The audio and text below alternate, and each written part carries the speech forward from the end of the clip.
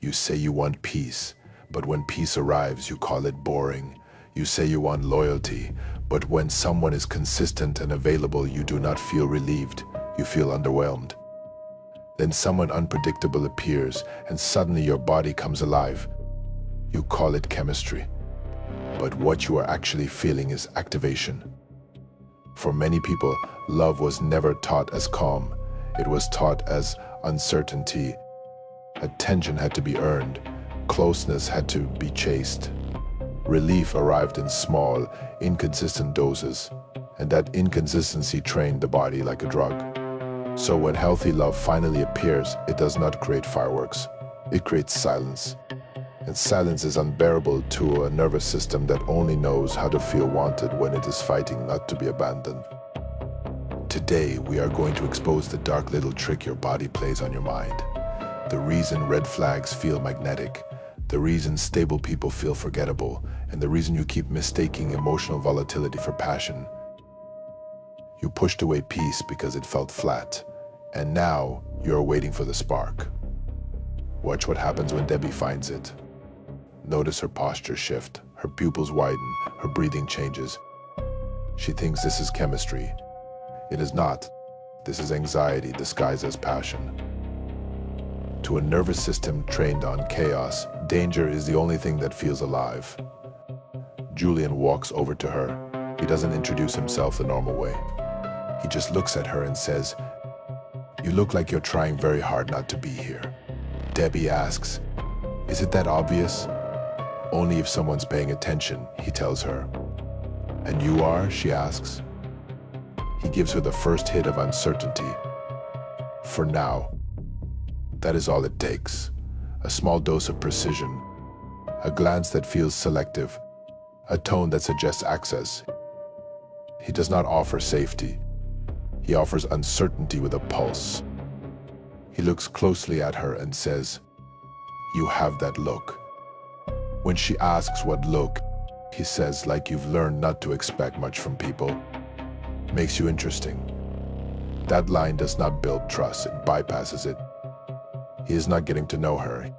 He is scanning for the wound. This is where the addiction begins. Not with love, with intermittent reward. A consistent person gives, and the nervous system stays calm. An inconsistent person withholds, returns, disappears, then reappears. And every return feels amplified, not because it is meaningful, because it interrupts deprivation. The next day, Debbie sends him a text. "Are we still on for tonight?" No answer. An hour passes, then 5, then 24. Watch her body. Not relaxed, not detached. Alert. Waiting. Organized around absence. Then suddenly the phone lights up. 3 typing dots, a pulse of hope, a chemical reward before the message even arrives. It's Julian. He just writes, "Come downstairs." Debbie stares at her phone. That's it. There is no apology, no context, no warmth. And still, relief floods her system like devotion. She breathes out. Finally. This is the slot machine effect. Not knowing is the hook. The uncertainty is a drug. The payout is small, and that is exactly why it works. When they finally talk, Debbie tries to set a boundary. "I thought you ghosted me," she says. Julian doesn't apologize. He says, "You always go dramatic when I get busy." "I wasn't being dramatic," she tells him. "I just didn't know what was going on." And yet somehow he makes it about rejection. "Interesting," he says. When she insists that's not what she said, he replies smoothly, "You didn't have to. You say a lot without saying it." Notice the structure. She raises a reasonable concern. He does not answer it. He reframes her as unstable for having it. This is the beginning of devaluation. Reality is not denied directly. It is bent. Just enough to make the other person question their own perception. Debbie tries to explain. I just wanted you to communicate. Julian answers, and I wanted 5 minutes of peace without being managed. I'm not trying to manage you, she says. Good, he tells her, because that never ends well. There it is, a warning disguised as calm. He does not need to shout. Control is more effective when it sounds measured. And Debbie, completely disoriented, actually apologizes. I'm sorry, she says. I know you've had a lot going on. Julian rewards her surrender. You're the only one who gets that. And there is the reward. A drop of warmth after emotional confusion. A small rescue after a manufactured drought. She will now remember the relief more vividly than the injury. Now the bond begins to lock. She is no longer responding to the person. She is responding to the cycle. Remember Lucas from the last episode? The man who was available, predictable, emotionally clear. She called that pressure. Julian gives her fragments, and she calls it depth. Her phone vibrates. It's a message from Lucas. Hey, saw this and thought of you. Hope you're doing well. A simple message. No pressure. No riddle. No chase. Debbie stares at it and feels nothing. No charge. No spike. No ache. No pull.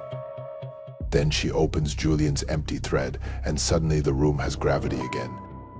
She asks herself, why am I even waiting for this? Because the body confuses activation with meaning. Because unpredictability creates obsession.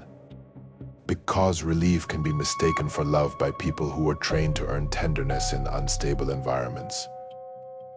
She is not in love with Julian. She is addicted to the moments he briefly stops withholding. She tells herself, maybe this one is just different. No, it is familiar. That is the lie at the center of the trauma bond. You do not feel chosen, you feel recognized. And because the pattern is old, you mistake it for destiny. Julian looks at her and says, I know you better than you think. And Debbie, drowning in the feeling of being seen, answers, maybe you do.